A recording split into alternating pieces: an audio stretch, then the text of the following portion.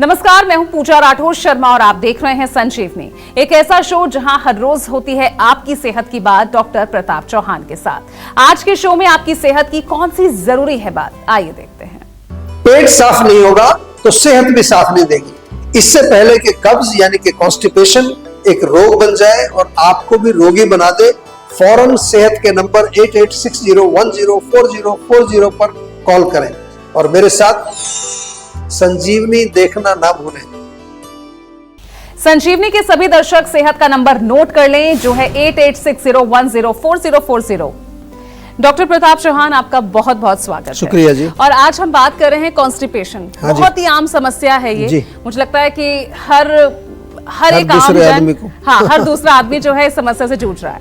तो मैं समझना चाहूंगी, कब्ज क्या है ये तो सबको पता है, लेकिन आयुर्वेद की परिभाषा में आप कब्ज, कॉन्स्टिपेशन को किस तरह से डिफाइन करते हैं? और ये भी मैं जानना चाहूंगी कि क्योंकि ये हमारे लिए बहुत जानना जरूरी है कि हमारा पेट अच्छी तरह से साफ हो रहा है या नहीं हो रहा है तो कितना नुकसान पहुंचा रहा है। जी, बहुत अच्छा आपने जो टॉपिक लिया है। और हमें जो है अपनी प्रैक्टिस में हमने बहुत बार देखा है कि कब्ज जो ये शब्द है, इसका प्रयोग लोग अलग अलग सिम्टम्स के लिए करते हैं। बड़ा इंटरेस्टिंग चीज़ें आपको समझ आएगा। कुछ लोगों के लिए कब्ज का मतलब होता है कि पेट में जलन, वो जब जलन होती है तो कह रहे जी कब्जी हो रही है पेट में। कुछ लोग जो है दिन में 2-3 बार टॉयलेट जाते हैं और एक बार में जिनका पेट साफ नहीं होता है उसे भी वो कहते हैं कि कब्ज हो गई मेरे को। और कुछ लोग तो ऐसे भी मैंने देखे हैं, ख़ासतौर से मैं विदेशों में जाता हूँ, वो 2 या 3 दिन में एक बार जाते हैं और उनके लिए वो लगता है कि नॉर्मल है ये, इसमें कोई दिक्कत नहीं है। तो आयुर्वेद में कब्ज को विबंध के नाम से बताया गया है, वर्णन किया गया है। आयुर्वेद के अनुसार अच्छी तरह से पेट साफ ना होना, इसका अर्थ क्या होता है मैं समझा देता हूँ कि आप अगर प्रतिदिन समय पर, यानी कि एक ही समय पर बिना किसी कष्ट के पूर्ण रूप से अगर अपने स्टूल को आप निष्कासित करते हैं, तो जिसमें कोई रुकावट ना हो, कोई दर्द ना हो, किसी तरह का कोई आपको कष्ट ना हो, तो उसको हम कहते हैं कि भी पेट आपका अच्छी तरह से साफ हो रहा है। यानी कि यदि आपका मल बहुत पतला भी ना हो, बहुत हार्ड ना हो, बंधा हुआ मल आना चाहिए। और सिंपल भाषा में मैं पहले भी कई बार कह चुका हूँ, 24 घंटे में एक बार अवश्य पेट साफ होना चाहिए पूरी तरह से। और उसमें भी हम ये चाहते हैं कि first thing in the morning, जब आप सो के उठते हैं, बिना कुछ पानी वानी चाय कॉफ़ी पिए हुए आपका मोशन आना चाहिए। तो ये है असली अच्छी तरह से पेट साफ होने का मतलब। और कब्ज़ के जो नुकसान आपने पूछे हैं, तो नुकसान तो बहुत सारे होते हैं। कॉन्स्टिपेशन के तो पहले तो मैं जो बताऊं कि उसके कारण कई गंभीर रोग शरीर में हमारे हो सकते हैं। ज़रा ध्यान से सुनिए, बहुत लंबी लिस्ट है। पेट दर्द तो बड़े कॉमन सी है, ब्लोटिंग, गैस बनना, मुंह से दुर्गंध कई लोगों को आती है, वो कब्ज़ के कारण होती है। कब्ज़ यानी पेट साफ ना होना, इस पर जो है चेहरे पर एक्ने, पिंपल्स, आँखों का विजन, कई बार बच्चों को चश्मे चढ़ जाते हैं इसी के कारण। या यूरिन में कई बार कुछ लोगों को जलन होती है, यूटीआई आपने सुना होगा, यूरिनरी ट्रैक्ट इन्फेक्शन।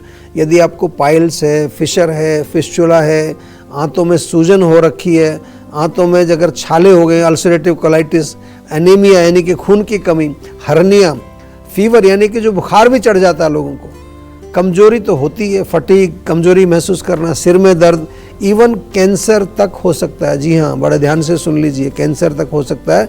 और मेंटल लेवल पर भी कुछ जो है सिम्टम्स होते हैं, चिड़चिड़ापन, चिंता करना, बेचैनी होना। तो मन और शरीर दोनों में ही अगर भारीपन आपको महसूस होता है, वो भी कब्ज़ का ही एक लक्षण होता है। तो बिल्कुल इसको हल्के में नहीं लेना है। यदि आपको भी पेट ठीक से साफ नहीं होता है तो आज ही जीवा के सेहत के नंबर पर कॉल करें और हमारे डॉक्टर्स अच्छी तरह से आपके रूट कॉज को समझ करके उसके अनुसार उपचार देंगे। केवल वो लैक्सेटिव खाने की आदत मत डालिए। आयुर्वेद में भी, हमारे यहाँ भी हम बहुत सारे लैक्सेटिव बनाते हैं और आजकल मार्केट में आपको मिल जाएंगे। कुछ लोग उसी को खा करके पूरी ज़िंदगी निकाल देते हैं, लेकिन उसके कारण भी कई बार आंतें हमारी और कमज़ोर हो जाती हैं और उसकी हैबिट हो जाती है। तो कारण को ठीक करना है। अगर सही स्वास्थ्य आपको चाहिए तो मूल कारण को ठीक करना है। इस बीच हमारे साथ एक दर्शक जुड़ गए हैं, राज हैं जयपुर से। राज, पूछिए सवाल। सर, आजकल मेरा डाइजेशन थोड़ा ठीक नहीं चल रहा है, थोड़े समय चीज़ों पे फोकस भी नहीं कर पा, कुछ खा भी नहीं पा रहा हूँ। देखिए, डाइजेशन के लिए सिंपल से सिंपल चीज़ तो हमने एक बड़ा अच्छा प्रोडक्ट बनाया है, डाइजेस्टॉल जिसको हम कहते हैं। जो आम छोटी मोटी समस्या हो, थोड़ा एसिडिटी है, गैस है, भूख नहीं लग रही है, ब्लोटिंग हो जाती है, कॉमन सी, डाइजेस्टॉल बहुत अच्छा टेस्टी चूर्ण के रूप में भी है, टैबलेट रूप में भी, जो भी ऑनलाइन आप मंगा लीजिए या हमारी क्लिनिक्स पर भी मिल जाता है। लेकिन अगर आपको लगता है कि कोई प्रॉब्लम थोड़ी सी ज़्यादा पुरानी हो गई है, गंभीर है, छोटी मोटी चीज़ों से उसका काम नहीं होगा, तो फिर एक बार डॉक्टर से हमारी सलाह जरूर ले लीजिए। बहुत अच्छे उपचार हैं पेट के रोगों के लिए, जीवा में बहुत लोग आते हैं, दुनिया भर से आते हैं, और अच्छे उपचार आयुर्वेद में पेट के रोगों के लिए होते हैं, तो कोई घबराना नहीं है। लेकिन थोड़ा सा मैं बार बार जो समझाता रहता हूँ, आप अगर शो हमारा देखते हैं तो मैं बार बार ये कहता हूँ कि भाई एक दिनचर्या अपनी बनाइए, सुबह टाइम से उठो, थोड़ा व्यायाम करो, थोड़ा खाने पीने पर ध्यान दो, जंक फूड मत खाइए, प्रोसेस्ड फूड मत खाइए, तो क्योंकि यही मेन कारण होते हैं। लेकिन आजकल एक बड़ा कारण और आ गया है जिसको कहते हैं मेंटल स्ट्रेस। हर व्यक्ति को मानसिक तनाव है, हर व्यक्ति को कोई इमोशनल प्रॉब्लम चल रही है। तो गट ब्रेन कनेक्शन आपने सुना होगा, अगर हमारे माइंड में जो है एक विचलित माइंड हमारा है या फिर जो है अशांत मन है, तो उससे भी हमारा पेट खराब होता है। तो मन के लिए थोड़ा मेडिटेशन करें, जीवा मेडिटेशन है यूट्यूब पर, ब्रीदिंग करें, प्राणायाम करें, थोड़ा सा जो है मन को शांत रखने का प्रयास करें। डॉक्टर चौहान, तो आखिर कब्ज के पीछे कारण क्या है, क्यों ये होता है, और खाने पीने को लेकर हमें क्या सावधानियां बरतनी चाहिए? आई मीन क्या खाएं और क्या नहीं खाएं, ये क्लियर जो है डिफरेंस होना चाहिए, लोगों को पता होना चाहिए। देखिए, हम तो कारण के बारे में ही बात करते हैं हर रोज, और आयुर्वेद के अनुसार कब्ज के कारण जो है वो क्या क्या हो सकते हैं। कुछ मुख्य कारण तो मैं यहाँ पर आपको बताने जा रहा हूँ, उनको ध्यान से सुनिए। सबसे पहला कि पाचक अग्नि यदि आपकी कमजोर हो जाती है, जठराग्नि, उसके कारण क्या होगा कि खाना पचेगा नहीं, इंडाइजेशन होगा। इंडाइजेशन होगा तो एक म्यूकस जैसा आम बनता है, जिसको हम बार बार आपको समझाते हैं, और ये आम जब बनेगा तो कब्ज पैदा करेगा, मोशन क्लियर होगा नहीं आपका। इसके अलावा आंतों में यदि वात दोष का प्रकोप है तो आंतों में क्या होगा, खुश्की हो जाएगी, ड्राइनेस हो जाएगी। तीसरा, इसके साथ साथ इरेगुलर ईटिंग हैबिट्स, दिन भर कुछ कभी जब मन किया वो मुंह में डाल दिया, टाइम पर टाइम बे टाइम जो खाने की आदत होती है ना, ये भी कब्ज करती है। सेडेंट्री लाइफस्टाइल बहुत बड़ा कारण है, आजकल दिन भर बैठे रहते हैं लोग, नियमित रूप से कोई व्यायाम वगैरह करते नहीं है, दिनचर्या के नियमों का कोई पालन ना करना, ये भी कब्ज का कारण है। पेट में अगर कीड़े हों, ये भी है, और इंटेस्टाइनल ब्लॉकेज हो जाती है, वो अगेन कुछ ब्लॉक हो जाता है, जम जाती हैं चीज़ें। कुछ लोग पानी नहीं पीते, कम पानी यदि आप पीते हैं, भोजन में फाइबर कम है, रिफाइंड चीज़ें ज़्यादा खा रहे हैं, या फिर मानसिक तनाव है, ये सब कॉन्स्टिपेशन के कारण बनते हैं।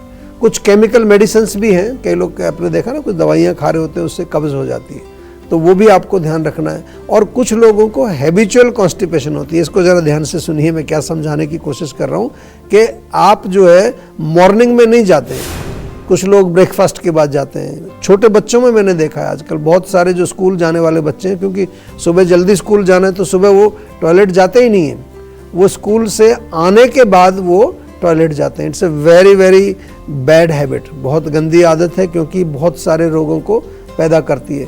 कुछ लोग तो मैंने ऐसे देखे हैं कि जो रात को जाते हैं, पूरा दिन जो है खाते रहेंगे, और जो है उसके बाद रात को कहीं उनको मोशन जो है जाते हैं, आदत मिलती है। तो ये एक जो बहुत बड़ा एक मैंने देखा है हैबिचुअल कॉन्स्टिपेशन। इसके अलावा हमारे आयुर्वेद में ये भी लिखा है कि जो ये आपका urge for going to stool, एक अर्ज होता है ना, जब उसको फोर्सफुली नहीं रोकना है, कुछ लोग उसको रोक लेते हैं, कारण कई होते हैं। कुछ लोग बाहर होते हैं, कुछ लोग कोई इंटरेस्टिंग कोई मूवी देख रहे हैं, किसी से बात कर रहे हैं, उसको रोक लेंगे। तो इससे आयुर्वेद में कहते हैं कि हम ये जो मल का वेग है इसको धारण कर लेते हैं, इसको हम फोर्सफुली सप्रेस करते हैं, ये भी कब्ज का कारण होता है। अब जहाँ अब तक पूछा आपने क्या खाएं क्या ना खाएं, तो खाने में सिंपल फाइबर युक्त भोजन खाइए, फ्रूट्स खाइए, सलाद खाइए, वेजिटेबल्स खाइए, ओट्स भी अच्छे हैं, होल ग्रेन्स का प्रयोग करना है। पपीता तो आपने सुना होगा बहुत अच्छा है, कई लोग पपीता खाते हैं, इसके साथ किशमिश, खजूर, ये चीज़ें बहुत अच्छी हैं। अंजीर का सेवन कर सकते हैं। रात को सोते समय गर्म दूध पिएं, चाहे तो उसमें थोड़ा सा जीवा का एक A2 घी आता है हमारा, बहुत बढ़िया A2 मिल्क से जो घी बनाते हैं वो आपको मिलता है, वो आप डाल करके खा सकते हैं। और जो मैंने बताया पहले भी कि थोड़ा सा ध्यान रखना है क्या नहीं खाना है, रिफाइंड जो मैदे की बनी चीज़ें हैं, चीनी से बनी चीज़ें, रिफाइंड शुगर जो होती है, जंक फूड है, बहुत ज़्यादा ग्रीजी ऑयली जो खाने होते हैं, या फिर जो ठंडी चीज़ें कोल्ड, वो भी नहीं खानी। ड्राई क्रंची क्रिस्पी वो हैं तो उनको सोक करके खाइए।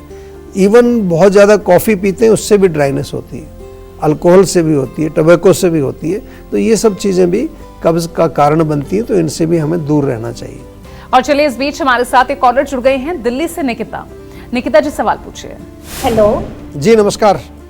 जी नमस्कार सर। सर प्रॉब्लम हमारी ना बहुत टाइम से है जी। 1 साल हो गया इस प्रॉब्लम को। प्रॉब्लम ये है कि बुखार आता जाता रहता है और ये मैंने चेकअप भी कराया, रिपोर्ट भी आई है, पर कोई रिपोर्ट में आता ही नहीं है कोई भी ऐसा।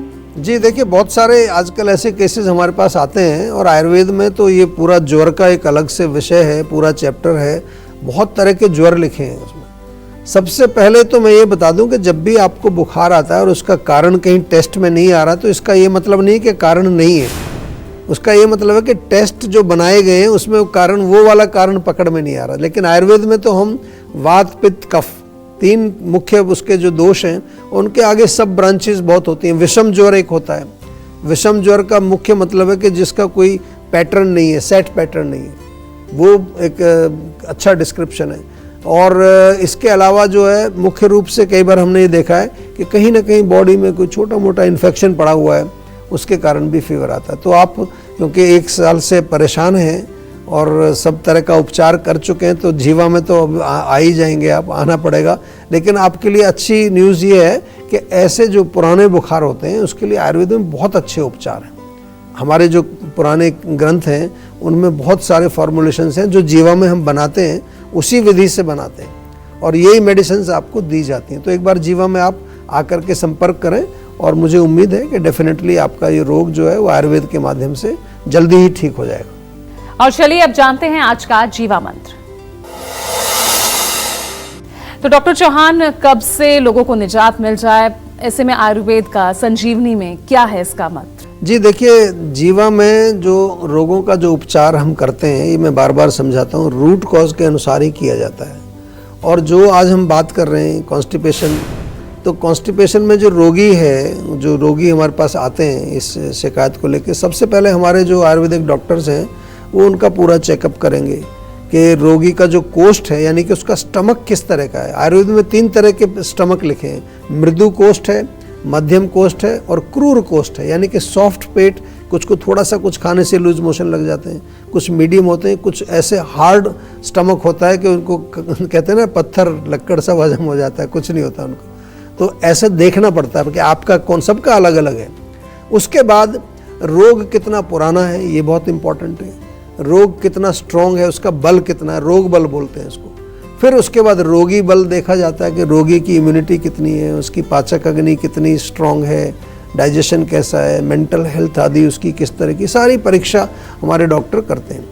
फिर कॉम्प्लिकेशंस कितने हैं, क्या क्या उसके साथ और कुछ दूसरी बीमारियां, पेशेंट की प्रकृति क्या है, उसकी एज क्या है, उसका खान पान रहन सहन किस प्रकार का है, जेनेटिक्स क्या है उसका, फिर कौन से दोष का प्रकोप है, वात का प्रकोप है, पित्त का है, कफ का है, ये सारी चीज़ें, बहुत लंबा एक कंसल्टेशन होता है हमारे यहाँ। फिर उसके बाद पर्सनलाइज्ड मेडिसिन आपको बना करके दी जाती है। इसके साथ साथ जो है, जैसा मैं बार बार कहता हूँ कि कुछ अच्छे लेग्जेटिव्स भी अवेलेबल हैं, उनको भी आप प्रयोग कर सकते हैं। त्रिफला बड़ा कॉमन है, ले सकते हैं। हमारे यहाँ त्रिफला टैबलेट भी मिलती है। मुक्ति चूर्ण जीवा का बहुत पॉपुलर है, सिद्ध हरित की है, या इसके साथ आरगवद क्वाथ है, अभयारिष्ट है।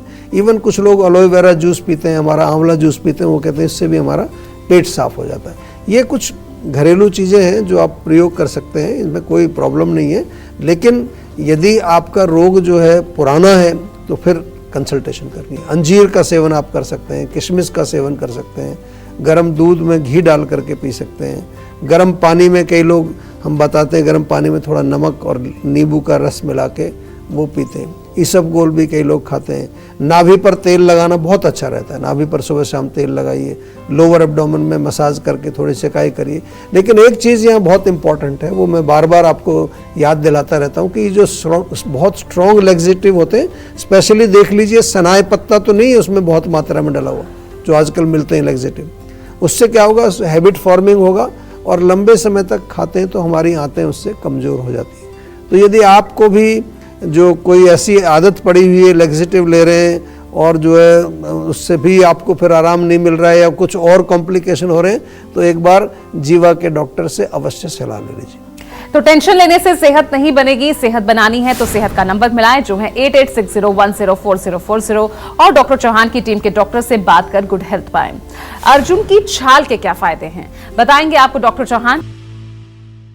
आप देख रहे हैं संजीवनी सेहत की बात डॉक्टर प्रताप चौहान के साथ। हमारे सेहत के नंबर की लाइंस 8860104040 खुली है। आप इस नंबर पर कॉल करें और अपनी सेहत की बात डॉक्टर चौहान से कर सकते हैं। चलिए अब वक्त है सेहत की संजीवनी का।